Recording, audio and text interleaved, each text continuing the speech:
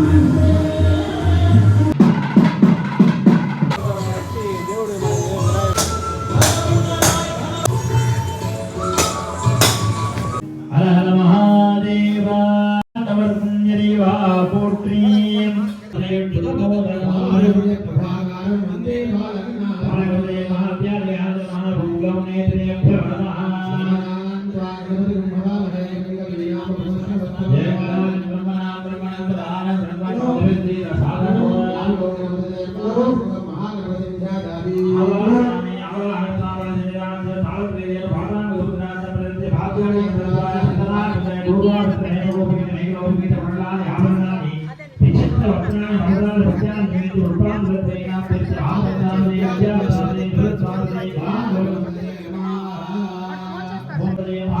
ஸ்ரீ ஹரி க்ளீம் லாம் லோம் வெங்கடபதி வரவரத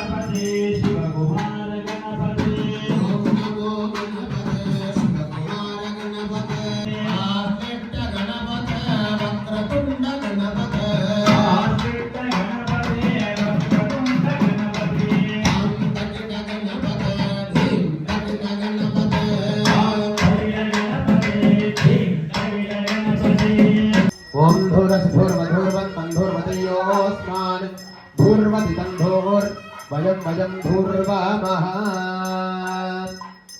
कृष्णदेवताभ्यो नमः बालगणपतये नमः षोडश महागणाधिपतये नमो नमः वाग्रावजानी देव्येभ्यः सदातवेद मगनमरुदिकम पशुगस्थमस्यमावादीवनञ्च दिशो दिश बालगणपतये नमः षोडश महागणपतये नमः त्रिशक्ति शङ्खदेवताभ्यो नमः ज्ञानप्रबोधिनीं दर्शयामि भूर्भुवस्वः भूमिकुलसमाधिक्तं नागवल्लीदलैर्युतं कर्पूरचूर्णसंयुक्तं ताम्बूलं प्रतिगृह्यतां षोडशगणपतये स्वाहा बालगणपतये स्वाहा त्रिशक्ति शङ्खदेवताभ्यः स्वाहा अमृतोपहारं निवेदयामि नैवेद्यानन्तरम् आचमनीयं समर्पयामि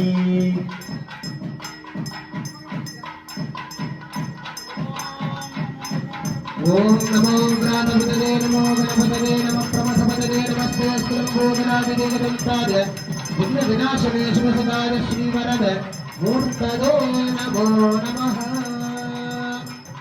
बालविनायकाय नमो नमः षोडश महागणपतये नमः त्रिशक्ति शङ्खदेवताभ्यो नमः आनन्दगोलागलमङ्गल कर्पूर नीराजनं दर्शयामि दिव्यरक्षां धारयामि ओम गजाननाय ओम गजाननाय ओम गजाननाय ओम गजाननाय ओम गजाननाय ओम गजाननाय ओम गजाननाय ओम गजाननाय करतमोदकं सदा विमुक्ति पराधरावतं सरं विराजयो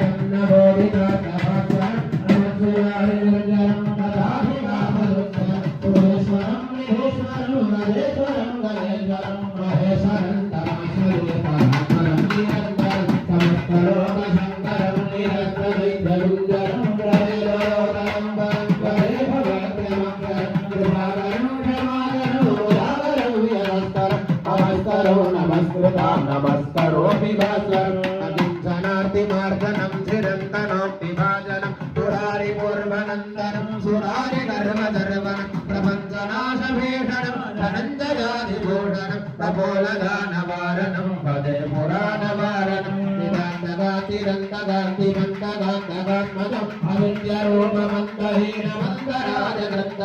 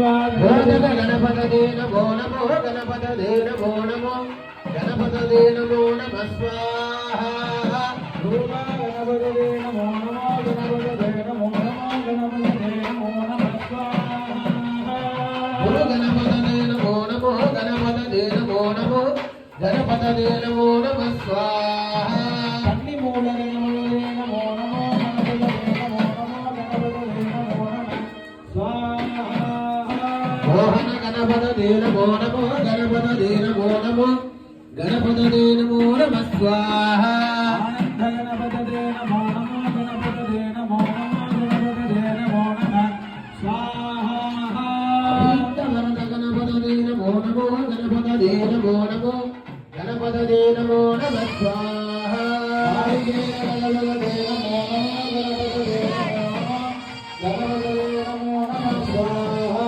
ఓం శ్రీం హ్రీం క్లీం గ్లౌం గం ఓం శ్రీం హ్రీం క్లీం ఓం నమో భగవతే ఓం నమో భగవతే శ్రీకాంత గణపతదే శ్రీకాంత గణపతదే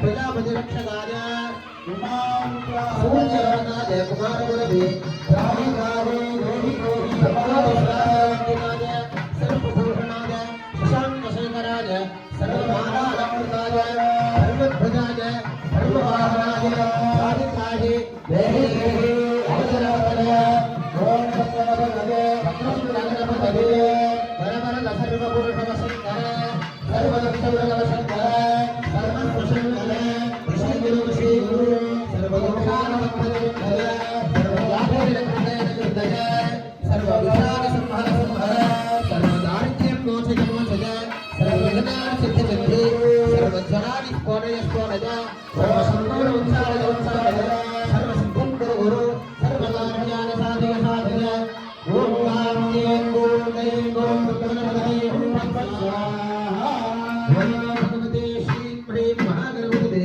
శ్రీం హ్రీం గం గణపతదే గజాననాయ మహాభుజాయ మహేశ్వరాసుతాయ మహాభాషాంవసుధనాయ యక్షరాక్షస గ్రహాణి దహదహేశ్వరాయ శ్రీశూల కటిస్తుత హరిస్తుత లింగశూల పక్షశూల సర్వశూలాని పిశాత్సయ త్రాశయ శ్రాశయ సర్వోపద్రవ గణపతదే వాంఛాననాశయ నాశయ సర్వజ్వరాన నాశయ నాశయ హ్రాం హ్రీం హ్రూం గోవిందనామ సంకీర్తనం గోవింద గోవింద స్వామి జై బాలవినాయకమూర్తికి ఓం గణపతయే నమః గణపూర్ణాయ నమః విజయకాం ధారయామి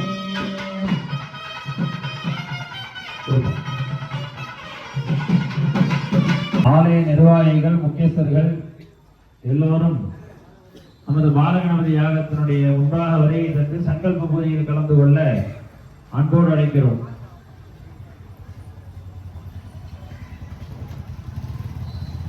क्षय तृतीया द्वितीया संकटहर चतुर्थी विनायक चतुर्थी गरुड़ पंचमी नाग पंचमी वराग पंचमी स्कंद षष्ठी रथ सप्तमी गोकुलाष्टमी भैरवाष्टमी रामनवमी विजयदशमी वैकुंठ एकादशी नरग द्वादशी प्रदोष त्रयोदशी विशेष चतुर्दशी पौर्णमी अमावास्याम इत्यादि पुण्य तिथि काले व्रत कर्मानुष्ठित प्राप्ति सिद्ध्यर्थम आवयोः लोके विराजमान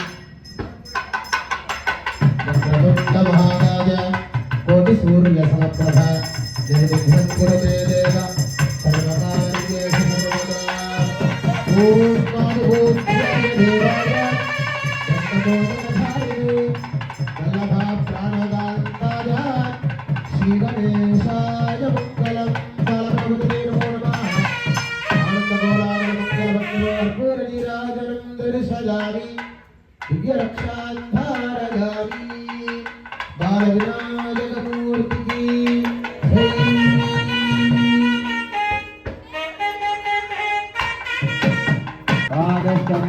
भरतमे प्रयदिष्टमे वृषदिष्टमे गीतिष्टमे चतुष्टमे धरस्तमे जोगस्तमे शालस्तमे विष्टमे गोविष्टमे शिवस्तमे ज्ञानस्तमे प्राणस्तमे ज्ञानस्तमे वृत्तमे दुष्टञ्च महाधीदञ्चमे वाक्तमे मनस्तमे चतुष्टमे श्रोत्रञ्चमे दण्डस्तमे बलञ्च महोदस्तमे सहस्रमहायुक्तमे जराजमहानादमे धनोत्तमे शर्मसमे वर्मसमेन्द्रानिदमे तानिदमे परोगृतमे शरीरानिदमे जैत्यञ्च महाधिपत्यञ्जमे मन्युस्तमे भावस्तमेऽम्बस्तमेऽम्बस्तमे जयमादमे वरिमादमे वरिमादमे वृद्धिमादमे विश्वाचमेन्द्रा उजादमे वृद्धञ्जमे वृद्धिष्टमे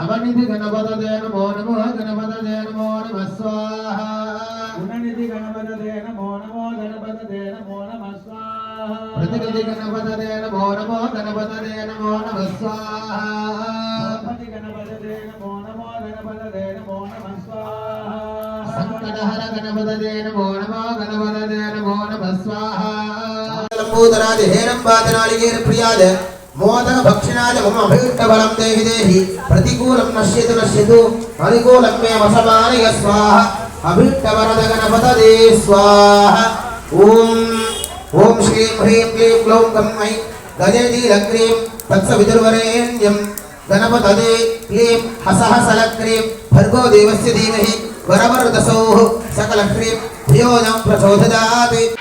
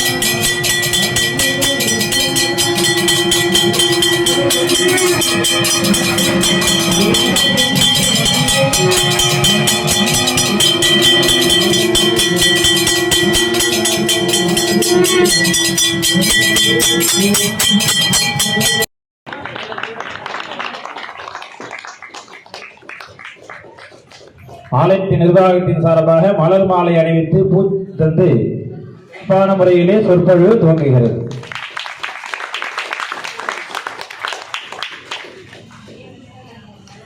நிர்வாகிகள் எல்லார் சார்பாகவும் ரொம்ப இந்த அழகான திரிகுட நன்னீராட்டு பெருவிழாவினை முன்னிட்டு விநாயக பெருமானுடைய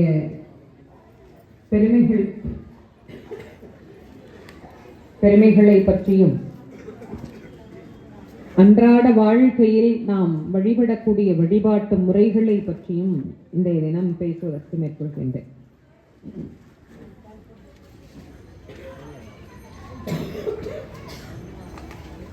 தலைப்பில்லாமல் பேசக்கூடாது, குறிக்கோள் இல்லாமல் வாழக்கூடாது. அப்படி குறிக்கோளோடு வாழ்ந்தவர்கள் தானும் வாழ்ந்தார்கள், மற்றவர்களையும் திடீர்னு கடவுள் நம்ம முன்னாடி வந்துட்டா என்ன வர கேட்கறது எதாவது யோசிச்சு வச்சுக்கீங்களா?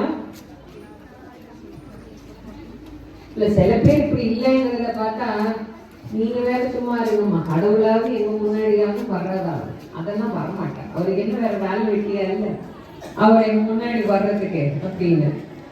ஏதோ திடீர்னு ஒரு வேளை கடவுளுக்கு ரொம்ப ஃப்ரீயா இருக்கு, ஏதோ நம்ம கூப்பிட்டது காதல விழுந்துருச்சு, திடீர்னு வரலான்னு வந்துட்டா கடவுள் ஏதாவது கேளுன்னு கேட்கணும்ல. என்ன கேட்கறது தெரியல, இதை கேட்கலாம் அதை கேட்கலாம் அப்படின்னு நிறைய யோசிச்சு வச்சிருக்கலாம். ஆனா அருளாளர்கள்லாம் அப்படி இறைவனை பார்த்த போது இறைவனிடத்துல பெருசா ஒண்ணும் கேட்கவே இல்லை. கடவுளிடத்திலே அடியார்கள் எல்லாம் கேட்டது ஒன்னே ஒண்ணுதான், பிறவாமை என்கின்ற பெரும்பல். இப்ப நம்ம நினைக்கிற மாதிரி பெரிய வீடு கொடு, காரு கொடு, பங்களா கொடு, நல்ல வசதி கொடு, நல்ல இன்பமான வாழ்க்கையை கொடுன்னு கேட்டா எல்லாம் பிறந்துதானே அனுபவிக்கணும். பிறந்தா இன்பம் வருவது போல் ஒரு பக்கம் துன்பம் வரத்தானே செய்யும். எவ்வளவு கோடி பணம் இருந்தாலும் சுகர் வந்துட்டா அவனே அவனுக்கு தானே ஊசி போட்டுக்கணும், அடுத்த ஆள் வச்சு ஊசி போட முடியாது தானே. கோடிக்கணக்கில பணம் இருக்குது, என்ன பண்றது? ஆள் வச்சா ஊசி போட முடியும், சக்கரை சாப்பிட முடியாது, ஸ்வீட்டு சாப்பிட முடியாது. இது பிறந்துட்டா இந்த பிரச்சனை வந்தா அனுபவிச்சிடணும், அவ்வளவுதான், அதை ஒண்ணும் பண்ண முடியாது. அதனால்தான் பெரியவங்க எல்லாம் தெளிவா கேட்டாங்க, பிறக்கவே வேணாம்னாங்க. பிறக்கவே இல்லைன்னா நமக்கு இந்த துன்பமே இல்லை. பிறவாமை என்ற பெரும்பரத்தை கடவுள்கிட்ட கேட்கணும். நீங்கெல்லாம் நல்ல ஞாபகம் வச்சுக்கோங்க. காலையில ஒரு 1008, இந்த 1008 போட்டு முடிச்சுட்டு அப்பாடான்னு போய் உட்காருவாங்க. உச்சி மணி அடிச்சிருக்கு. அப்புறம் உச்சி பொழுது 1008 போட்டு முடிச்சுட்டு கொஞ்சம் போய் சாயலாமேன்னு இப்படி நினைப்பாங்க. சாயரட்ச மணி அடிச்சு அப்புறம் சாயங்காலம் 1008 3024 போட்டு முடிக்கிறதுக்குள்ள அடுத்த நாள் பொழுதே முடிஞ்சு போயிடும். பாவம் தேவர்கள் எல்லாம் வெந்து நொந்து நிலை குலைந்து கடைசியா கை லாஸ். கையில இருக்கிறதெல்லாம் லாஸ் ஆனாதான் ரொம்ப பேருக்கு கைலாஷ் அப்படின்னு ஒரு இடம் இருக்கிறதே ஞாபகத்துக்கு வரும். இருக்கிற வரைக்கும் தோணாது, இருக்கிற எல்லாம் போச்சுன்னா ஆகா அங்க ஒருத்தர் கைலாசபதி இருக்கிறாரு நேர சிவபெருமான் கிட்ட போற மாதிரி. எல்லாம் முடிஞ்சதுக்கு அப்புறம் இவங்க எல்லாம் நேர சிவபெருமான் கிட்ட போறாங்க. சிவபெருமான் கிட்ட போனா சிவபெருமான் இல்லப்பா ஏன் இவ்வளவு வாட்டமா வருத்தமா இருக்கு சாமி, இந்த கஜமுகாசூரனால நாங்க ரொம்ப துன்பப்படுறோம், எங்களை காப்பாற்றும். அப்ப சிவபெருமான் தேவியோடு மந்திர சபைக்கு எழுந்தருள். கைலாயத்துல அது ஒரு பகுதி. பிள்ளையார் மஞ்சள்ல இருந்து வந்தார், அப்புறம் சந்தனத்துல இருந்து வந்தார்.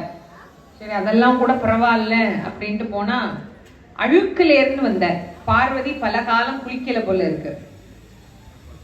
நமக்கே பரவாயில்ல, தண்ணி எல்லாம் வருது, தண்ணி கஷ்டம்லாம் எல்லாரும் இருக்கிறோம் சௌக்கியமா கடவுள் புண்ணியத்துல. கையில் எடுத்துக்கொண்டு விநாயக பெருமான் அவதாரம் பண்ணினார் பிரணவத்தில் இருந்து அப்படின்னு அருணகிரி பெருமான் பதிவு பண்ணார். அந்த சிந்தாமணி பதித்த தங்க குடம் அது எதுக்குன்னா அதுல தினம் கங்கை நீர் கொண்டு வந்து அப்பா அம்மாவை பூஜை செய்வார் பிள்ளையார். ஆனை கொம்பிற்கு இவன் இன்னும் வரம் பெறவில்லையே என தன் முகத்தில் அழகாக இருந்த 2 தங்கம். யானைக்கு அதனுடைய தங்கம் அழகு, மயிலுக்கு தோகை அழகு, கூந்தல் அழகு, ஆண்களுக்கு எல்லாம் அழகு, அவன் சாகா வரம் வாங்கினவன் மூஷிகமா வந்தான். பெருச்சான் சின்ன உயிராச்சு, இத கொல்ல வேணாமேன்னு சுவாமி கருணை மழை பொழிந்தார்.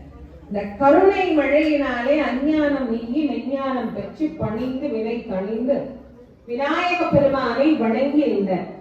இந்த தேவர்கள்லாம் சொன்னாங்க, சாமி சாமி பெருச்சாலிய வெளியே விட்டுடாங்க, மறுபடியும் எதனா பிரச்சனை பண்ணாலும் படும், தயவு பண்ணி நீங்களே பக்கத்திலே வச்சுக்கிட்டீங்கன்னா நாங்க சந்தோஷப்படுவோம். சரி, இனிமே நீ நமக்கு வாகனம் ஆகிடுன்னு சுவாமி அதை வாகனமாக்கிட்டார். மூஷிக வாகன மோதகஸ்தன் இன்னமும் நாம அவரை சொல்றோம்.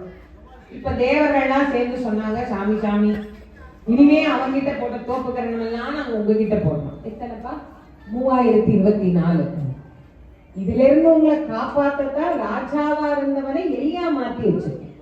ஒரு மனிதனுக்கு மனதுக்குள்ள அடிக்கடி தோன்றுகிற நல்ல குணம் என்ன தெரியுமா? நான் நான் நான் நான் இல்லைன்னா இந்த காரியம் நடக்குமா, நான் இல்லைன்னா இந்த கட்சி முன்னேறுமா, நான் இல்லைன்னா இந்த குடும்பம் நடக்குமா, நான் இல்லைன்னா இந்த வீதி நல்லா இருக்குமா, நான் இல்லைன்னா இந்த நாடு நல்லா இருக்குமா, எல்லாம் நான் நான் நான் நான் நான் நான் தான். இந்த நான் அற்று தான் பெற வேண்டும் என்றால் ஆணவம் அழியும். இந்த ஆணவம் எப்படி அழியும்? அன்றாடம் நம்ம கிட்ட இருக்கிற ஆணவ சிந்தனையை அழிக்கணும். அதுக்காக தான் அந்த காலத்துல என்ன பண்ணாங்க, இந்த காதை இப்படி பிடிச்சி இழுத்தா அகங்காரம் என்பது குறைந்து மமகாரம் என்பது அதிகமாகும். முக்கியமா ஒண்ணு, அகந்தையை அவர் திருவடியில வச்சுட்டு, பெருமானே என் அறியாமையை ஏற்றுக்கொண்டு என் ஆணவத்தை அழித்து எனக்கு நல்ல அறிவையும் தெளிந்த ஞானத்தையும் எனக்கு தரணும். பிள்ளையார்ட்ட எது தொட்டாலும் விட்டுருவேன். எது வேணாலும் தரக்கூடிய கடவுள் யாருன்னா விநாயக பெருமான். ஒரு பெரிய குருநாதர் ஒருத்தர் வந்தார், ரொம்ப பெரிய குருநாதர்.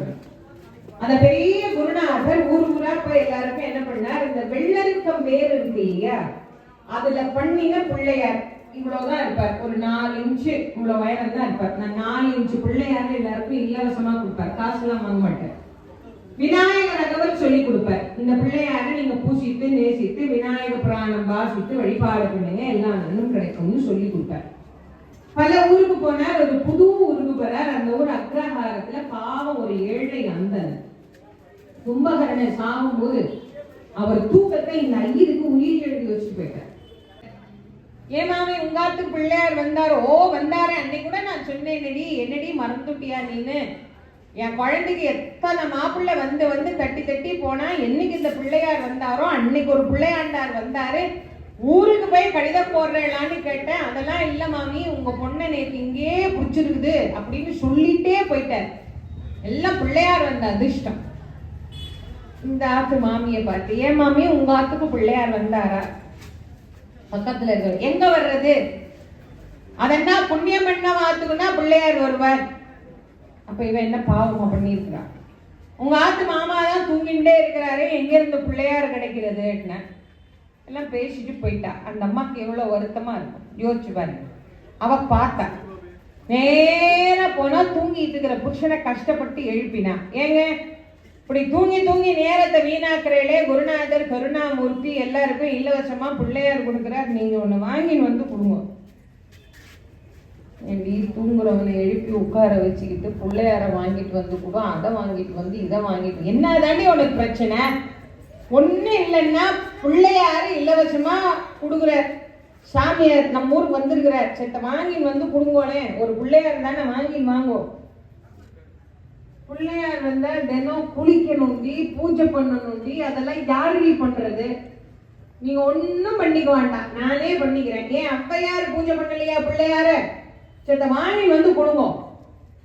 இவரே ஒரு பரம சோம்பேறி. எழுந்து கஷ்டப்பட்டு கிளம்பி ஆசிரமத்துக்கு போய் அவர்கிட்ட போய், குருவே நீ என்னமோ எல்லாருக்கும் ஒரு பிள்ளையார் கொடுக்குறியாம, அதை எனக்கு கொடு.